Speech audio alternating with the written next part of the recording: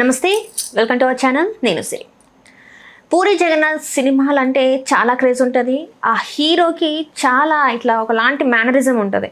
అంటే డైలాగ్స్ కూడా ఎవరికి భయపడకుండా, తన ముందు ఎవరున్నా కూడా చూడకుండా ఉండే డైలాగ్స్ ఉంటాయి. సో ఇదే క్రమంలో ఇప్పుడు చాలా రోజుల తర్వాత పూరి జగన్నాథ్ గారు అయితే విజయ్ సేతుపతితోని ఒక సినిమాని డైరెక్ట్ చేస్తున్నారు, స్లమ్ డాగ్ అని చెప్పేసి.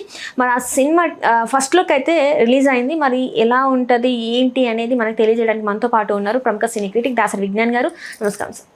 స్లమ్ డాగ్ మనం బాలీవుడ్ది అది చూసాము, స్లమ్ డాగ్. సో ఇప్పుడు మన తెలుగులో చూసుకున్నట్టయితే పూరి జగన్నాథ్ గారి సినిమా విజయ్ సేతుపతి కాంబినేషన్లో వస్తున్న ఒక తెలుగు డైరెక్టర్ అండ్ తమిళ్ హీరోతోనే వస్తున్న సినిమా. సో మనం ఫస్ట్ లుక్ అయితే చూసాం, ఎలా ఉంది ఏంటనేది. సో దీని మీద మీ అభిప్రాయం ఏంటంటే? కొన్ని కోఇన్సిడెన్స్ లేకపోతే ఏంటో తెలియదు కానీ ఎల్లమ్మ సినిమా ఉందా? ఎల్లమ్మ తల్లి అంటే మనకు గుర్తొచ్చేది ఎవరు? దేవతలు, గ్రామ దేవతలు. మామూలుగా ఏరియా గుర్తొస్తుంది మన తెలంగాణనే గుర్తొస్తుంది. ఏ ఏరియా పర్టికులర్గా? హైదరాబాద్. ఏం టెంపుల్? ఎల్లమ్మ తల్లి టెంపుల్. ఎక్కడ ఏరియాది? ఇది బల్కంపేట. బల్కంపేట ఎల్లమ్మ తల్లి. ఆ రోడ్డు ఉందా, దాన్ని 33 టెంపుల్ రోడ్ అంటారు. ఓకే. అవును, ఆ రోడ్ అలాగే అంటారు, 33 టెంపుల్ రోడ్. స్లమ్ డాగ్ కింద 33 టెంపుల్ రోడ్ అని ఉంది, ట్యాగ్ లైన్ ఉంది. నెక్స్ట్ సరే అట్లంటే అది ఒకటే ఉందా అంటే అట్లా ఏం లేదు. జూబ్లీ హిల్స్లో ఇక్రీసైట్ కాలనీ అని ఒకటి ఉంటుంది, కొంచెం స్లమ్. ఎంత జూబ్లీ హిల్స్ అన్నా ఒక బస్తీ టైప్ ఆఫ్ స్లమ్ ఉంటుంది అక్కడ. అక్కడ కూడా హనుమాన్ టెంపుల్ని 33 టెంపుల్ స్ట్రీట్ అంటారు. లాస్ట్ టైము టెంపుల్ కూలగొట్టారు అని ఎమ్మెల్యే కాలనీలో, మన బోనాల పండుగ అప్పుడు. అది కూడా 33 టెంపుల్ స్ట్రీటే. ఇకపోతే ఇక ఫుల్ ప్లెడ్జ్డ్ స్లమ్ ఉండి బాగా ఫేమస్ టెంపుల్ మన మహంకాళి టెంపుల్, 33 టెంపుల్స్ స్ట్రీట్ అది. నెక్స్ట్ బడిచౌది, కింగ్ కోటి దగ్గర, అక్కడ కూడా 33 టెంపుల్ స్ట్రీట్ ఉంది.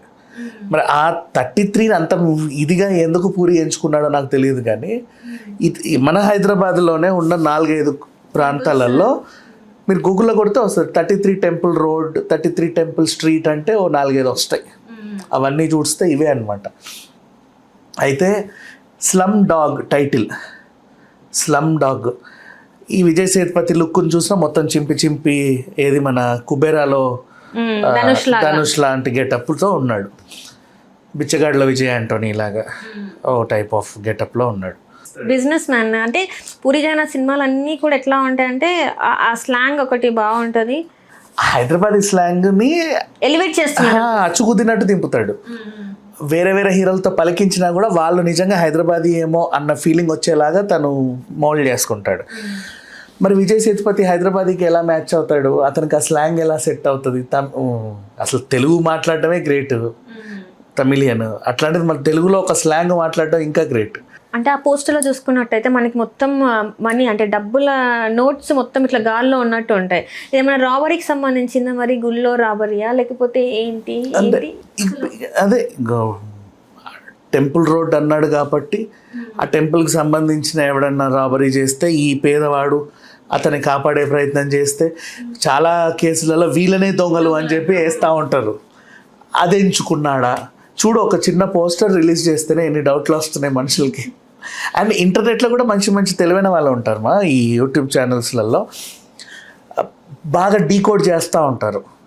ఇది గమనించారా, ఇది గమనించారా అని చెప్పి వాళ్ళు కూడా ఒక స్టోరీ వేసేస్తారు. ఇట్లా చూస్తే అండ్ కొన్నిసార్లు పోస్టర్ని ఏఐలో వేసామనుకో అదొక స్టోరీ ఇస్తుంది. ఏ రకంగా చూసుకున్నా పూరి సినిమా అంటే అది హిట్ ఫ్లాప్ అనేది పక్కన పెడితే అందరికీ అది ఏంటని తెలుసుకోవాలన్న ఆతృత ఎక్కువగా ఉంటుంది. ఎప్పటి నుంచో మనకి పూరి టైం నుంచి ఇప్పటివరకు ఉన్న డైరెక్టర్స్ ఉన్నారు, వాళ్ళందరూ మంచి హిట్లు ఫ్లాపులతో కొంతమంది కనబడకుండా పోయిన వాళ్ళు ఉన్నారు, కొంతమంది పాన్ ఇండియా లెవెల్కి వెళ్ళిపోయిన వాళ్ళు ఉన్నారు. కాకపోతే పూరి జగన్నాథ్ మాత్రం ఏంటో ఒక సినిమా బాగా డబ్బులు వస్తే ఇంకో దాంట్లో పోగొట్టుకోవడం, ఇంకోటి వస్తే మళ్ళీ ఇంకో దాంట్లో పోగొట్టుకోవడం. కానీ వ్యసనం అనేది పోదు తెలుసా. వ్యసనమే ఇది.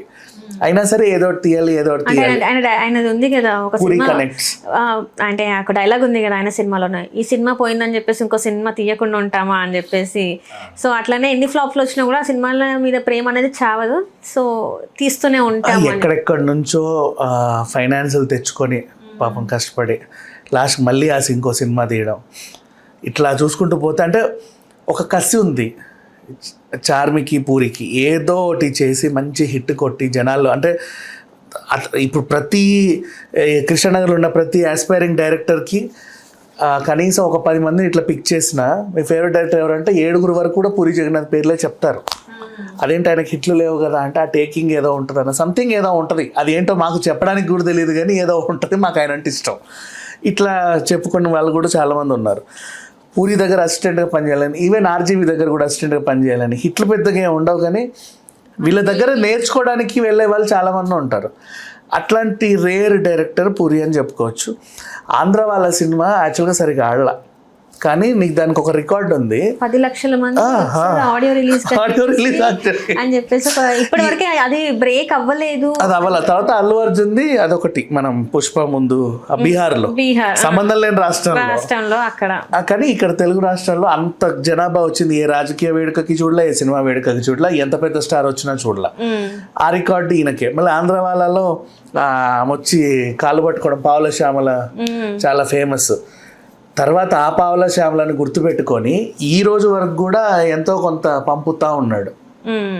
ఈవెన్ రమాప్రభ కూడా చాలా సందర్భాల్లో చెప్పింది, నెలకి కనీసం ఇంత అమౌంట్ నాకు ఈయన దగ్గర నుంచి వస్తే, ఆయన దగ్గరే లేవు కదమ్మా మీకు ఎలా ఇస్తాడు, ఆ సంబంధం లేదు, నేను ఇస్తున్నానంటే ఇస్తున్నాను అంతే, ఎట్లా నేను చచ్చి చెడి ఇవ్వాలి, ఆ టైప్ ఆఫ్. అందుకే వీళ్ళ ఆశీర్వాదాలు ఉండి ఇప్పటివరకు మనకి కనబడుతున్నాడు పూరి జగన్నాథ్. ఇప్పుడు ఈ స్లమ్ డాగ్ అనే సినిమా టైటిల్లోనే మనకు స్టోరీ అర్థమైపోతుంది. ఇప్పుడు ఇంత డీకోడ్ చేశారు అంటే, ఈవెన్ ఆ ట్యాగ్ లైన్తో అది ఎక్కడ జరుగుద్దో కూడా చెప్పేశాడు, లుక్స్తో ఏం జరగబోతుందో చెప్పేశాడు.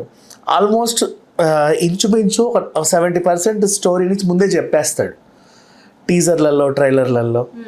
ఇప్పుడు ఫర్ ఎగ్జాంపుల్ మహేష్ బాబు సినిమా బిజినెస్ మ్యాన్ది ట్రైలర్లోనే నేను ముంబైని ఉచ్చబోయించడానికి వచ్చాను డైలాగ్ వచ్చింది, అర్థమైపోయింది స్టోరీ, ఇతను అక్కడికి వెళ్ళి ఏదో చేయడానికి వచ్చాడు అని.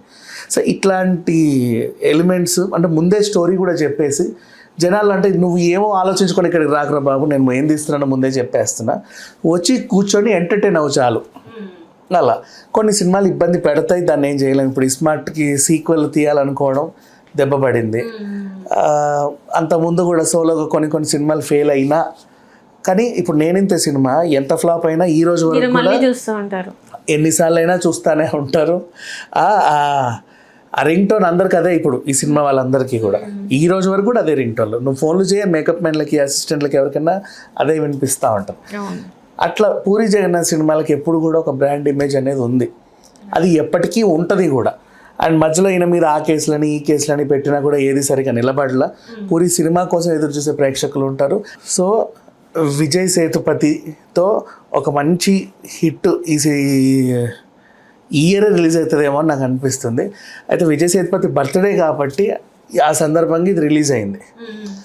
లేకపోతే మనకి అంటే ఎప్పటి నుంచో ఎదురు చూస్తున్నారు ఇది అసలు సినిమా ఏంటి ఈ అనౌన్స్మెంట్ కోసము. అది అనౌన్స్మెంటే వాయిదాలు పడతా ఈ రోజుకి వచ్చింది. ఆ అనౌన్స్మెంటే జస్ట్ షూటింగ్ అయిపోయింది ఈ సినిమాకి ఆల్రెడీ. ఇప్పుడు పోస్ట్ ప్రొడక్షన్ పనులే నడుస్తున్నాయి. ఒక మంచి డేట్కి వీళ్ళు నన్ను అడిగితే సమ్మర్ లోపు ఏదో ఒక డేట్కి వచ్చేస్తారని అనిపిస్తుంది.